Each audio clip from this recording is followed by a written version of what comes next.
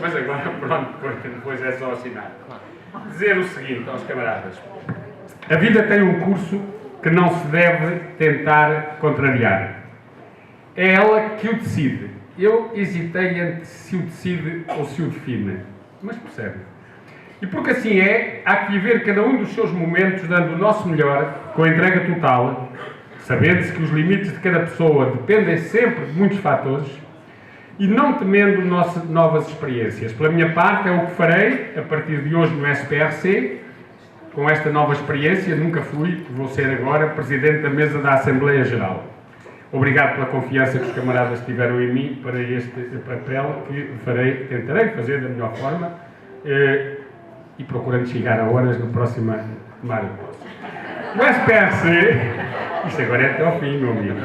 O SPRC, a FENPROF e o movimento sindical unitário não foram a minha vida, mas têm-na preenchido de forma significativa.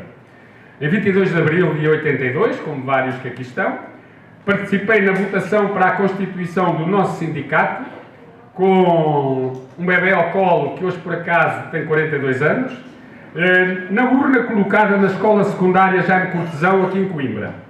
Integrei os seus primeiros corpos gerentes eleitos pelos professores e educadores como membro do Executivo Distrital, que era assim que se chamava, de Coimbra, e em 87 estive, como outros camaradas, no primeiro congresso dos professores do Centro. Coordenei o Executivo Distrital de Coimbra e entrei na coordenação do SPRC, função que desenvolvi sempre com outros camaradas, em trabalho colegial, particularmente, agora vou usar aqui umas expressões do capital, mas particularmente eficiente, eficaz e feliz, esta já não é do capital, de alguns anos a esta parte, com a Anabela Sotaia e o João Louceiro, a quem tenho que agradecer as tantas vezes que me substituíram em momentos em que eu não pude estar, mas eles estiveram sempre e vão continuar agora a estar na coordenação do sindicato com o Miguel Viegas. No âmbito nacional, entre 27 e 30 de abril de 83, participei como delegado eleito pelos associados do sindicato no Conselho de Soura, onde trabalhava. Porque eu também trabalhei. Não sei se alguns acham que não, né? No Congresso Constituinte da FENPROF, tendo participado em todos os congressos que se seguiram da nossa federação. Nesse primeiro congresso, em 83, entrei para o Conselho Nacional da FENPROF, o que foi ótimo porque baixou a média etária, mas na altura eram todos jovens, a começar pelo próprio secretário-geral, que tinha 30 e tal anos. Os tempos eram outros e as escolas estavam cheias de gente de 20 e 30 anos, não é? Agora é de 50 e 60, como se sabe, não é? E na sequência do Congresso de 89, o terceiro Congresso da FENPROF, passei a integrar o Secretariado Nacional. Em 2007 fui eleito secretário-geral da FENPROF e daí para cá, construindo consensos e unidade, tornámos esta FENPROF ainda mais considerada na sociedade portuguesa, respeitada por muitos e, confirmando o nosso rumo como certo, odiada por alguns. Destaco nesse trabalho de construção da unidade os vários coordenadores e presidentes dos sindicatos da nossa federação, os que já foram e os que são hoje, os membros do Secretariado Nacional da FENPROF com quem trabalhei, os que já não são e os que ainda são, e também os presidentes do Conselho Nacional com quem tenho trabalhado e de forma muito, mas muito positiva. O Mário David Soares, o João Cunha Serra e a Manuela Mendonça, que está aqui connosco.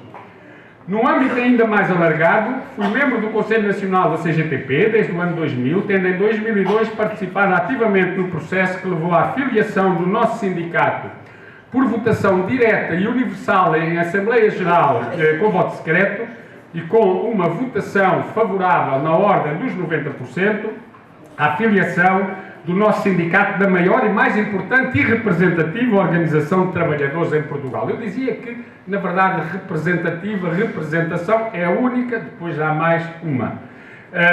Em 2008 passei a integrar a sua comissão executiva, da qual me despedi no início deste ano e em substituição, para já está a nossa camarada Anabela Sotaia.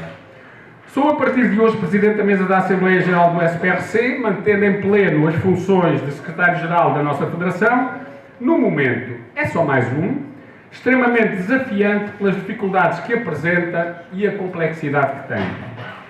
A essas dificuldades e complexidade não é alheia à atual conjuntura política. O problema não é só a questão da recuperação. Uma conjuntura marcada por um governo de direita, por um liberalismo selvagem e por uma extrema-direita com forte representação parlamentar, ao mesmo tempo que a esse nível parlamentar assistimos a um significativo decréscimo da representação das forças de esquerda.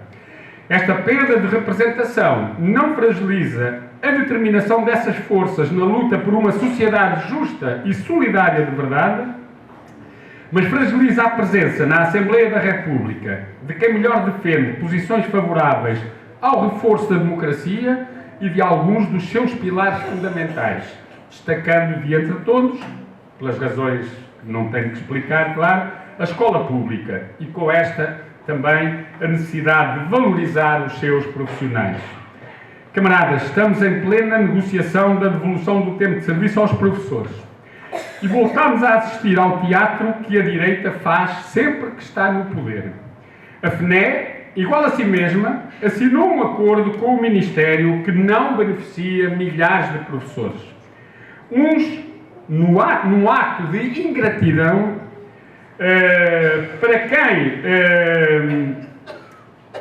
deixem cá ver que eu devo faltar aqui uma vírgula. Uns, num ato de ingratidão para quem há mais tempo garante o funcionamento das escolas, com as dificuldades que nós conhecemos, de momentos com falta de professores, de momentos com quebras de financiamento, de momentos em que as escolas obrigaram os professores a um trabalho acrescido porque faltavam recursos para poder dar a resposta adequada, esses são aqueles que irão ficar para trás, ou nada recuperando, ou vendo esfumar-se grande parte do tempo que perderam durante os congelamentos.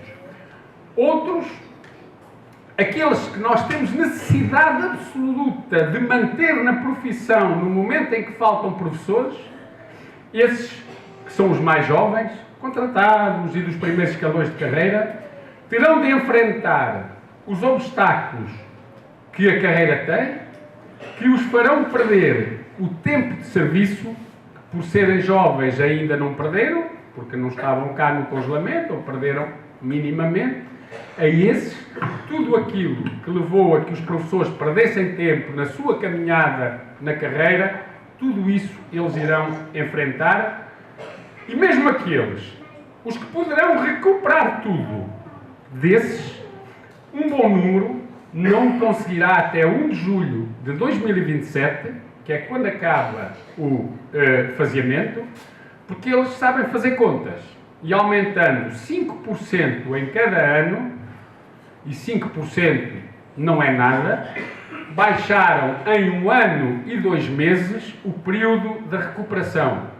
O que significa que todos os que mudariam nesse ano e 2 meses sem ter que submeter a vagas, vão ter que se submeter a vagas.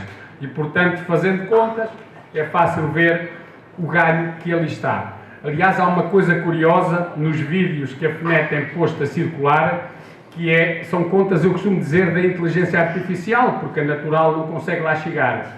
Eles dizem assim: com o nosso acordo, a recuperação passou de 5 anos para 2 anos e 10 meses. Portanto, passou de 2028 para 2027. 28 eram 5 anos, 27 não são 4. São 2 anos e 10 meses. Isto é inteligência artificial. Estejamos atentos e com cuidado para as contas que aí podem vir. E não vão, porque vão submeter-se às vagas também e vão atrasar a produção, porque a permanência obrigatória de 1 ano em cada escalão, mesmo que não tivessem de lá estar, né, não permitirá chegar até julho de 27 e a partir daquela data, mesmo esses que vão recuperar tudo vão ter que se submeter às vagas. Os que ainda têm, e também são muitos, tempo para recuperar, para acima dos 6 anos, 6 meses e 23 dias, que são os que tiveram que usar tempo de serviço nas listas de vagas, fosse na recuperação anterior dos 2 anos, 9 meses e 18 dias, fossem os colegas que usaram múltiplos de 365 dias no reposicionamento para poderem ir para a lista de vagas, e há dias apareceu-nos uma colega que aí perdeu 5 anos de serviço para poder subir na lista, esse tempo eles também não o querem recuperar. E, portanto, como é evidente, a FENPROF não pode assinar como acordo, mesmo valorizando e valorizamos o que de positivo ali está, que não tem nada a ver com o acordo, tem a ver com a luta, porque se não houvesse luta não havia um dia a recuperar, e foi a luta que fez com que nós tivéssemos todos os partidos a integrarem nos seus programas a recuperação, mas nós não íamos assinar um acordo com coisas que estamos em desacordo, não é? Esta atitude da FNE confirma, valha-nos isso, que temos a FNE de sempre. A que com a Manuela Teixeira assinou a prova de candidatura com o governo do Cavaco. A que com o Dias da Silva assinou as bolsas de contratação de escola, as BCE, no regime de concursos, e a dispensa de apenas alguns docentes da PAC com o governo de Passos Coelho e de Paulo Portas. Agora, com Pedro Barreiros, este acordo sobre a recuperação do tempo de serviço assinou com o governo de Montenegro. Penso que é fácil perceber quais são os elementos comuns nestes acordos. A FNE e os governos de direita. Aí o entendimento é perfeito e um funciona como se fosse a tomada da ficha do outro.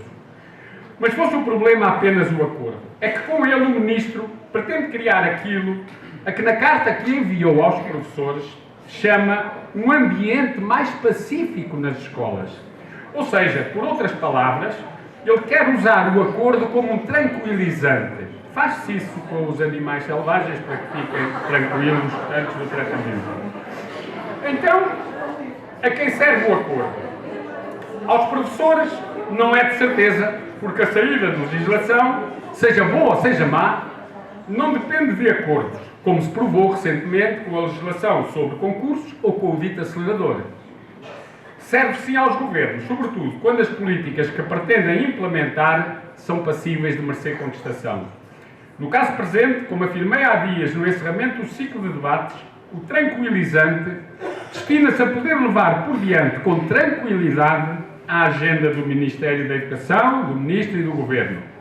Uma avaliação do desempenho em função da eficácia, medida por resultados dos alunos, colocações em função da avaliação de desempenho daquela e do alegado perfil, acabando, como tentou o anterior Ministro, com a graduação profissional como o critério a ter em conta, gestão por profissionais, como já anunciou, com estatuto e carreira próprios, exames desde muito cedo para acelerar a seleção, currículos com disciplinas nobres e outras pobres, como fez o Crato, aprofundamento da municipalização, como diz o programa do Governo, financiamento em pé de igualdade do público e do privado.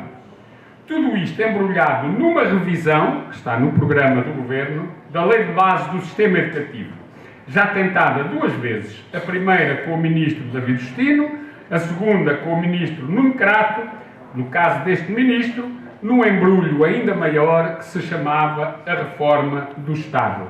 Felizmente, ambas fracassaram e esta também seguirá o mesmo caminho se nós não deixarmos que siga outro.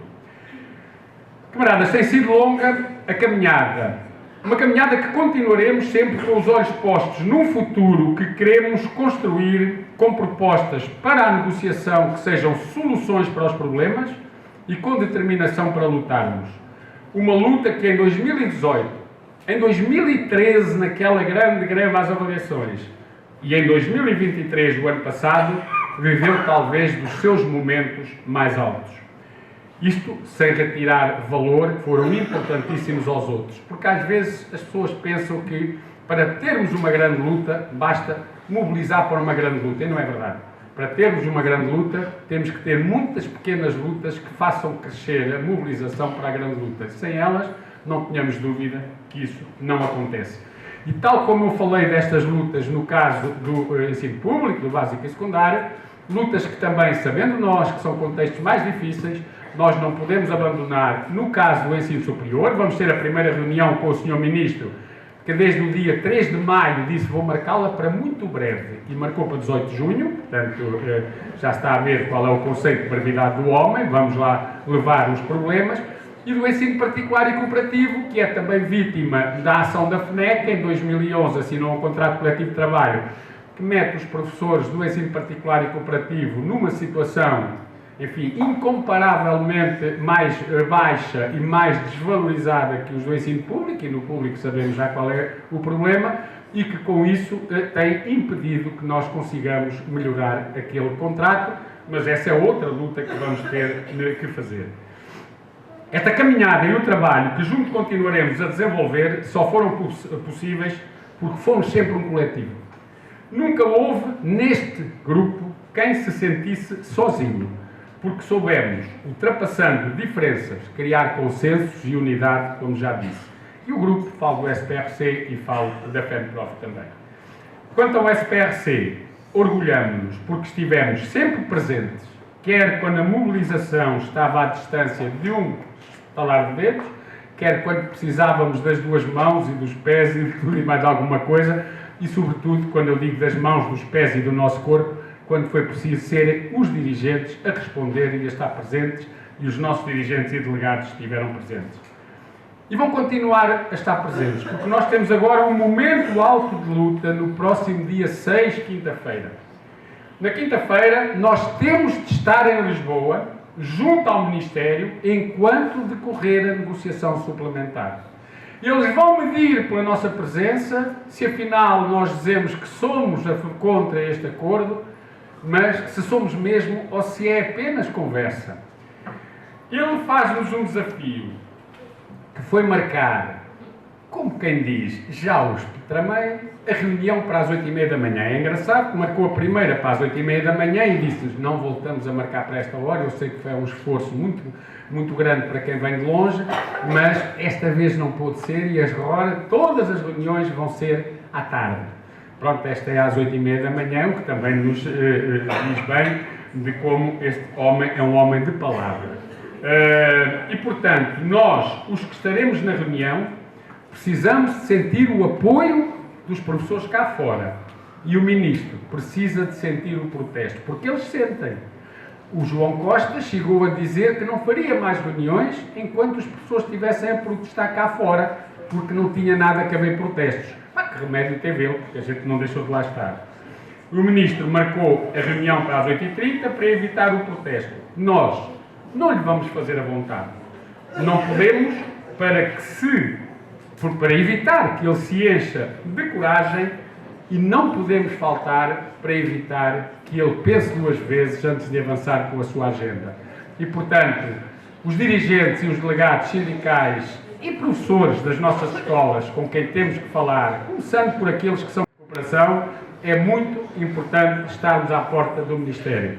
Não conseguimos estar às 8h30, 8h30 é muito cedo, a reunião vai até às 10h, a partir das 8h30 os camaradas de Lisboa já garantiram que vão encher aquilo e, portanto, a partir daí chegamos nós, que claro, estaremos lá em força e que os camaradas de Lisboa não vão querer ser envergonhados por serem menos que nós. E, portanto, o Presidente do SPGL já lhes vai dizer opa, olha que eles vêm todos, pá, a malta tem que lá estar. Termino na qualidade de Presidente da Mesa da Assembleia Geral, reafirmando a determinação deste sindicato em valorizar a profissão de professor, em reforçar a escola pública, mas igualmente empenhado na luta por uma sociedade justa e mais democrática. Sei que o SPRC manterá a sua natureza e manterá esse rumo. Ou não fosse esta, e portanto sei bem, a minha casa sindical, da qual sou sócio fundador, com o número 26, atribuído desde a fundação, e não reclamando a remuneração por conta dos que nos deixaram, um ou outro por vontade própria, a maioria contra a sua vontade, e a esses resta-nos render homenagem. Não esquecemos nenhum deles, mas temos a certeza, mais do que elogiar o passado, é pensarmos que o futuro está na nossa mão e que o futuro são vocês. Obrigado, viva o SPRC!